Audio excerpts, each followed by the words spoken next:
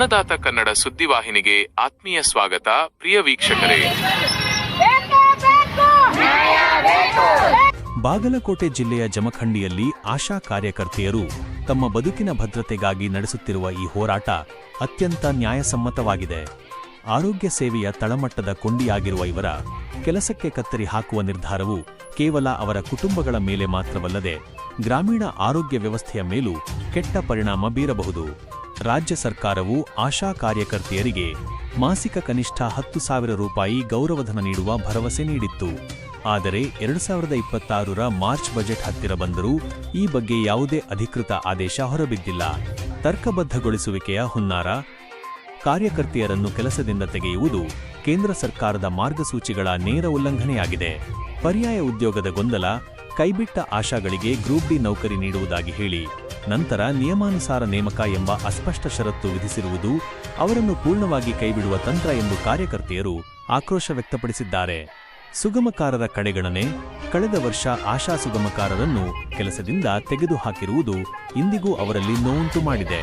ಜಮಖಂಡಿ ಉಪ ತಹಶೀಲ್ದಾರರ ಮೂಲಕ ಸರ್ಕಾರಕ್ಕೆ ಮನವಿ ಸಲ್ಲಿಸಿದ ತಂಡದಲ್ಲಿ ಪ್ರಮುಖರಾದ ಅಂಜನಾ ಕುಂಬಾರ, ಜಮಖಂಡಿ ತಾಲೂಕಾಧ್ಯಕ್ಷರು, ಸುನೀತಾ ಜಂಬಗಿ ಕಾರ್ಯದರ್ಶಿ, ಮಂಜುಳಾ ಸರಿಕರ, ರಬಕವಿ ಬನಹಟ್ಟಿ ತಾಲೂಕಾ ಅಧ್ಯಕ್ಷರು ಹಾಗೂ ಹತ್ತಿರದ ತಾಲೂಕುಗಳ ನೂರಾರು ಕಾರ್ಯಕರ್ತೆಯರು ಪಾಲ್ಗೊಂಡು ತಮ್ಮ ಹಕ್ಕುಗಳಿಗಾಗಿ ಧ್ವನಿ ಎತ್ತಿದ್ದಾರೆ. ಈ ಹೋರಾಟವು ಕೇವಲ ವೇತನಕ್ಕಾಗಿ ಮಾತ್ರವಲ್ಲದೆ ಕೆಲಸದ ಅಸ್ತಿತ್ವವನ್ನು ಉಳಿಸಿಕೊಳ್ಳುವ ಬದುಕಿನ ಹೋರಾಟವಾಗಿ ಮಾರ್ಪಟ್ಟಿದೆ.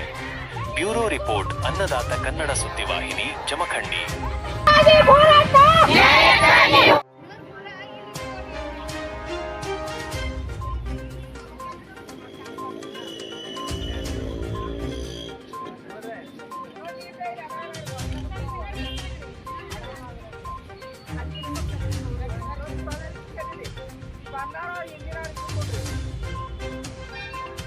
ನಮಸ್ಕಾರ ರೀ. ನನ್ನ ಹೆಸರು ಮಂಜುಳಾ ಅಂತ, ತೇರ್ದಾಳ್ PSC ಆಶಾ ಕಾರ್ಯಕರ್ತರಿ, ರಬಕಾಯಿ ಬನಹಟ್ಟಿ ತಾಲೂಕಿದ ಯೂನಿಯನ್ ಅಧ್ಯಕ್ಷರಾಗಿ ಮಾತಾಡ್ತಾ ಇದ್ದೀನಿ ರೀ.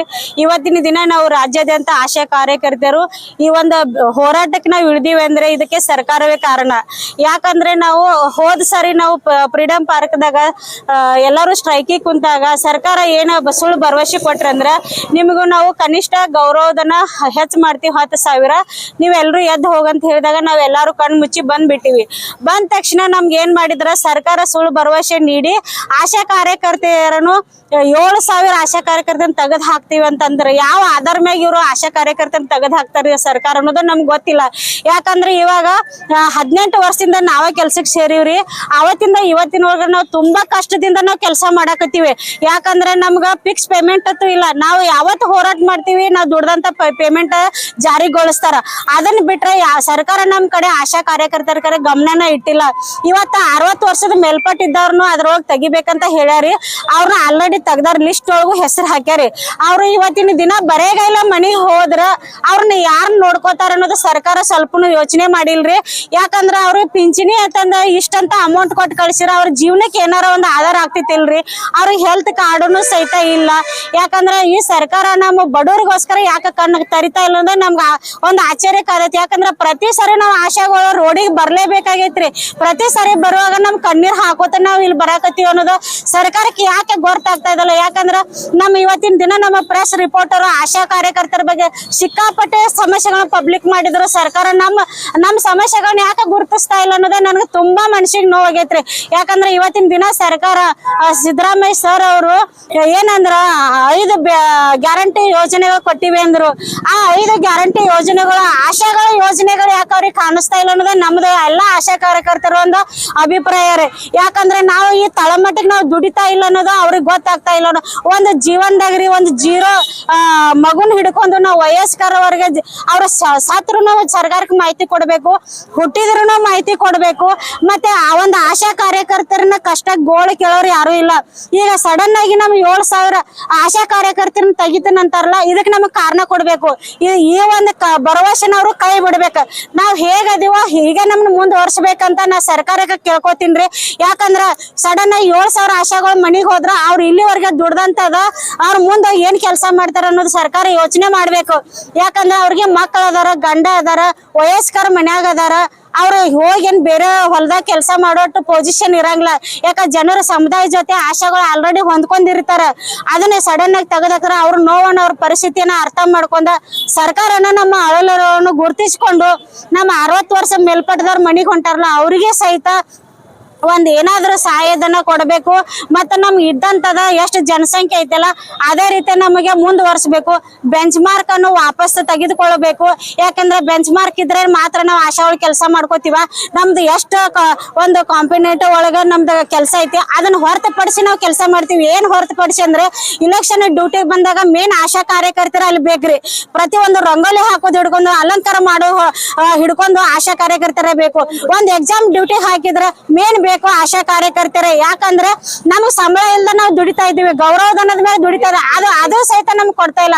ಒಂದ್ ಇಲೆಕ್ಷನ್ ಡ್ಯೂಟಿಗೆ ಹೋದ್ರೆ ನಮ್ಗೆ ನೀರನ್ನು ಕೊಡ್ತಾ ಇಲ್ಲ, ಚಾನು ಕೊಡ್ತಾ ಇಲ್ಲ, ಅಲ್ಲಿ ಊಟನೂ ಇಲ್ಲ. ಇಲೆಕ್ಷನ್ ಡ್ಯೂಟಿಗೆ ಹೋದ್ರೂ ಸಹಿತ ಊಟನೂ ಇಲ್ಲ, ನಮಗ ಅಲ್ಲಿಂದ ಪೇಮೆಂಟ್ನು ಇಲ್ಲ. ಯಾಕೆ ನಾವು ಪ್ರತಿಯೊಂದನ್ನು ಹಂಗೆ ಮಾಡ್ಬೇಕಂತ ಸರ್ಕಾರ ರೂಲ್ಸ್ ಮಾಡೈತೆ. ನಮ್ ಗಂಡ ಮಕ್ಕಳ ಇಲ್ವಾ, ನಮ್ ಸಂಸಾರ ಇಲ್ವಾ, ಅದನ್ನ ಸರ್ಕಾರ ಯಾಕೆ ಯೋಚನೆ ಮಾಡ್ತಾ ಇಲ್ಲ ಅನ್ನೋದೇ ನಂದೊಂದು ಹಠ. ಯಾಕಂದ್ರೆ ಇವತ್ತಿನ ದಿನ ನಾವು ಆಶಾಗಳು ಬಟ್ ಬಿಸಿಲೊಳಗ ರೋಡ್ ಮೇಲೆ ಕುಂತೀವಿ ಅಂದ್ರೆ ಇದನ್ನ ಕಾರಣ ಈ ಸರ್ಕಾರ ಮೊದಲ ಕಣ್ಣು ತೆಗೆದು ನಮ್ಮ ಆಶಾಗಳ ಬಗ್ಗೆ ಸಮಸ್ಯೆಗಳನ್ನು ಗುರುತಿಸಿ ಈ ಬಜೆಟ್ ಅಲ್ಲಿ ನಮ್ಗೆ 10,000 ರೂಪಾಯಿ ಪೇಮೆಂಟ್ ಅವ್ರು ಮಾಡ್ಲೇಬೇಕು. ನಮ್ಮ 60 ವರ್ಷ ಮೇಲ್ಪಟ್ಟಿದ್ದವ್ರ ಮನೆಗೆ ಹೊಂಟಾರಲ್ಲ ಅವ್ರ ಬಗ್ಗೆನೂ ಸಹಿತ ಅವ್ರ ಕರುಣೆ ತೋರ್ಬೇಕಂತ ಈ ಮೂಲಕ ನಾನು ಎಲ್ಲಾ ಆಶಾ ಸಹೋದರಿ ಪರವಾಗಿ ನಾ ಸರ್ಕಾರಕ್ಕೆ ಒಂದು ಮನವಿ ಮಾಡ್ಕೋತೀನಿ. ಸುನಿತಾ ಜಂಬಿಗೆ ಅಂತ ಹೇಳಿ ನಾನು ಜಮಖಂಡಿ ತಾಲೂಕದ ಕಾರ್ಯದರ್ಶಿಯಾಗಿ ಕೆಲಸ ಮಾಡ್ತಾ ಇರೋದು.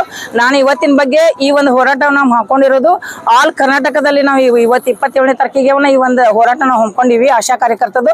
ಯಾಕೆ ಹಮ್ಮಿಕೊಂಡಿಪ್ಪ ಅಂತಂದ್ರೆ ಸರ್ಕಾರ ದಿನಕ್ಕೆ ಒಂದೊಂದು ಹೊಸ ಒಂದು ರೂಲ್ಸ್ ಅನ್ನ ತೆಗಿಯಾಕತ್ತೈತಿ. ಇವತ್ತು ಮಾಡಾಕತ್ತಿದ ಒಂದು ಉದ್ದೇಶಪ್ಪ ಅಂತಂದ್ರೆ ಮೊದ್ಲಿಗಾಗಿ ತಗೊಂಡ್ರ ಎಲ್ಲ ಆಶಾ ಕಾರ್ಯಕರ್ತರೇನ ಈಗ 18 ವರ್ಷದ ಹಿಂದೆ ತಗೊಂಡಾರ. ಅವಾಗ ಹೇಳಿದ್ರು 1000ಕ್ಕೆ ಆಶಾ ಕಾರ್ಯಕರ್ತರ ತಗೊಂಡಾರ. ಈಗ 1000ಕ್ಕೆ 100-200 ಜನಸಂಖ್ಯೆ ಕಮ್ಮಿ ಇದ್ದು ಕೂಡ ಇಡೀ ಒಂದು ರಾಜ್ಯದಾಗ 7,000 ಆಶಾ ಕಾರ್ಯಕರ್ತರನ್ನ ಕೈ ಬಿಡುವ ಸಂದರ್ಭವನ್ನ ಒಂದು ಲೆಟರ್ ಹಾಕ್ಯಾರ ಅವ್ರು. ಈಗ ನಮಗ ಅದಕ್ಕೆ ಆ ಟೈಮ್ದಾಗ ತಗೊಂಡಿದ್ದು ಆಶಾ ಕಾರ್ಯಕರ್ತರ ತಾವೇ ಮೊದಲು ಹೇಳ್ಬೇಕಾಗಿತ್ತು. ಒಂದೊಂದು ಆಶಾ ಬೇಕಪ್ಪ ಅಂತಂದಾಗ ಗ್ರಾಮ ಪಂಚಾಯತಿ ವತಿಯಿಂದ ಆಯ್ಕೆ ಮಾಡ್ಕೊಂಡ ಕಮ್ಮಿ ಇದ್ರು ಕೂಡ ಆಶಾ ಕಾರ್ಯಕರ್ತರನ್ನ ನೇಮಕ ಮಾಡ್ಯಾರ. ಈಗ 1,000ಕ್ಕೆ ಒಂದು ಆಶಾ ಒಂದು ಜನಸಂಖ್ಯೆ ಕಮ್ಮಿ ಇದ್ರು ಕೂಡ 7,000 ಆಶಾ ಕಾರ್ಯಕರ್ತರನ್ನ ಸದ್ಯದಲ್ಲಿ ತೆಗಿತೀವಿ ಅಂತ ಹೇಳ್ಯಾರ. ಅದಕ್ಕೊಂದು ಅವರು ಒಂದು ಸುಳ್ಳು ಭರವಸೆ ಕೊಟ್ಟಾರ ಸರ್ಕಾರ. ಏನಂತ ಕೊಟ್ಟಾರಪ್ಪ ಅಂತಂದ್ರ 7,000 ಆಶಾ ಕಾರ್ಯಕರ್ತರನ್ನ ತೆಗೆದ ನಂತರ ನಾವು ಅವರನ್ನ ಡಿ ಗ್ರೂಪ್ ಆಗಿ ಕೊಡ್ತೀವಿ. ಆ ಕೊಡ್ತೀವಿ ಅಂತಂದ್ರೆ ಏನು 7,000 ಆಶಾ ಕಾರ್ಯಕರ್ತರ ಡಿ ಗ್ರೂಪ್ ಖಾಲಿ ಇಲ್ಲ. ಅದ್ರ ಜೊತೆ ಒಂದು ನೇಮಕ ಇಟ್ಟಾರ ಅವ್ರು. ಏನಪ್ಪಾ ಅಂದ್ರೆ ಪ್ರತಿಯೊಬ್ಬರಿಗೂ 18 ವರ್ಷದಿಂದ 35 ವರ್ಷದ ಒಳಗಿನವರೇ ಇರ್ಬೇಕು. ಅದ್ರ ಜೊತೆ ಅವರಿಗೆ SSLC ಆಗಿರ್ಬೇಕು ಅಂತ. 20 ವರ್ಷದ ಹಿಂದೆ ಆಶಾ ಕಾರ್ಯಕರ್ತನ ತಗೋಬೇಕಾದ್ರ 1ನೇ ಸಾಲಿ ಕಲೀಲಿ 2ನೇ ಸಾಲಿ ಕಲೀಲಿ 2 ತಾಸು ಶಿಸ್ತು ಜೋಡಿ ಕೆಲಸ ಮಾಡಿದ್ರೆ ಸಾಕು ಅನ್ನೋ ಕಾರಣಕ್ಕೆ ತಗೊಂಡಾರ. ಈಗ SSLC ಕೇಳಕತ್ತಾರ. ಈಗ ಇವ್ರು 7,000 ಆಶಾ ಕಾರ್ಯಕರ್ತರು ಏನ್ ತೆಗ್ದಾರಲ್ಲ ಅವ್ರು ಯಾರು SSLC ಆದವ್ರಿಲ್ಲ, ಯಾರು 35 ವರ್ಷದವ್ರು ಆಶಾ ಕಾರ್ಯಕರ್ತರು ಇಲ್ಲ. ಇದನ್ನೊಂದು ಮೋಸಗಾರದ ನಮ್ಗೊಂದು ವಿಷಯ ಹೇಳಿಸಿ ನಮ್ನ ಹಾದಿ ತಪ್ಪಿಸುವಂತ ಕೆಲಸ ಸರ್ಕಾರ ಮಾಡಾಕತ್ತೈತಿ. ಅದಕ್ಕೋಸ್ಕರ ಅದನ್ನ ಅವ್ರ ಕೈ ಬಿಡ್ಬೇಕು. 7,000 ಆಶಾ ಕಾರ್ಯಕರ್ತರ ಏನ್ ತೆಗಿತೀವತ್ತ ಹೇಳ್ಯಾರಲ್ಲ ಅದನ್ನ ಅವ್ರ ಕೈ ಬಿಡ್ಬೇಕು. ನಾವ್ ಹೆಂಗ್ ಇದ್ದೀವಲ್ಲ ಹಿಂಗಾಗಿ ಮುಂದೆ ಆಶಾ ಕಾರ್ಯಕರ್ತರು ಮುಂದೆ ಹೋಗಿಸ್ಬೇಕು ಸರ್ಕಾರ. ಒಂದು ನಮಗ 2025 ಒಳಗೆ ಜನವರಿ ಒಳಗೆ 10,000 ಫಿಕ್ಸ್ ಮಾಡಿದ ಇದೆ ಮಾನ್ಯ ಮುಖ್ಯಮಂತ್ರಿ ಸಿದ್ದರಾಮಯ್ಯ ಅವರು. ಇಲ್ಲಿವರೆಗೂ ನಮಗ ಅದನ್ನ ಬಜೆಟ್ ಅನ್ನ ಮಾಡಿಲ್ಲ, ನಮಗ ಅವರು ಮಾಹಿತಿ ಕೊಟ್ಟಿಲ್ಲ. ಈ ಸಲ ಮಾರ್ಚ್ ಬಜೆಟ್ ಒಳಗ ನಮ್ಗೆ 10,000 ರೂಪಾಯಿ ಮಾಡಿರುವ ಸರ್ಕಾರ ಅದನ್ನ ಈ ಬಜೆಟ್ ಒಳಗ ಮಾತಾಡಿ ನಮ್ಗೆ ಫಿಕ್ಸ್ 10,000 ರೂಪಾಯಿ ಪಗಾರನ ಕೊಡ್ಬೇಕಂತ ಹೇಳಿ ಈ ಸಂದರ್ಭದಲ್ಲಿ ಹೇಳಕ್ ಇಷ್ಟಪಡ್ತೇನೆ ನಾ ಅವ್ರಿಗೆ. ನಾವು ತೇರ್ದಾಳ PH ಇಂದ ಮಾತಾಡುದ್ರಿ. ಪ್ರಭಾತ್ ಹಳ್ಳಿ ಅಂತೇಳಿ ಹಳ್ಳಿಂಗಳಿ ಸಣ್ಣ ಹಳ್ಳಿಯಿಂದ ಮಾತಾಡುದ್ರಿ. ಆದ್ರೆ ಈಗ ಜನಸಂಖ್ಯೆ ನಮ್ದನಕ ಕಡಿಮೆ ಐತ್ರಿ. ಕಡಿಮೆ ಇದ್ರೂ ಏನೈತಿ ಗೌರ್ಮೆಂಟ್ ದಿಂದ ಆದ್ರೆ ನಮ್ಗೆ ಜನಸಂಖ್ಯೆ ಕಡಿಮೆ ಐತಿ, ನಿಮ್ಗೆ ಆಶಾಗಳು ತೆಗಿತಾರ ತೇಜ್ ಸಮಸ್ಯೆ ಮಾಡ್ಯಾರಿ. ಆದ್ರೆ ಈಗ ಸಣ್ಣ ಮಕ್ಳ ಆಮೇಲೆ ಅತ್ತಿ ಮಾವಿಲ್ಲ, ಗಂಡ ಅನ್ಕ ಸತ್ತಾಲ. ಅದ್ರ ಮೇಲೆ ತಿಂತ ಮಕ್ಕಳ ಕರ್ಕೊಂಡ್ ನಾವ್ ಜೀವನ ಮಾಡುದೇ ಹಂಗ. ಇನ್ ಮುಂದೆ ನಮ್ಗೆ ತೆಗದ್ರಂದ್ರ ನಮಗ್ ಯಾವ್ದು ಬ್ಯಾರೆ ಕೆಲ್ಸನೂ ಸಿಗುದಿಲ್ಲ. ಅದ್ರ ಸಲುವಾಗಿ ಏನೈತಿ ಗೌರ್ಮೆಂಟ್ ದಿಂದ ನಾ ಕೈ ಮುಗಿದು ಕೇಳ್ಕೋದಂದ್ರ ಏನೈತಿ ಆದ್ರ ನನ್ ಮಕ್ಕಳಿಗೆ ನಮಗ ಏನೈತಿ ಎಲ್ಲಾ ತರ ಅನುಕೂಲದಿಂದ ಐತಿ. ನಮ್ಗೆ ಹೆಂಗ್ ಪೈಲ ನೀವು ಸರ್ಕಾರದಿಂದ ಸೇರ್ಸ್ಕೊಂಡ್ಬರ್ಲ ಹಂಗ ಮುಂದೆ ಸೇರ್ಸ್ಕೋರತ್ತೇಳಿ ನಾ ಬೇಡ್ಕೋತೀನಿ ನಿಮ್ ಕಡೆ ರೀ.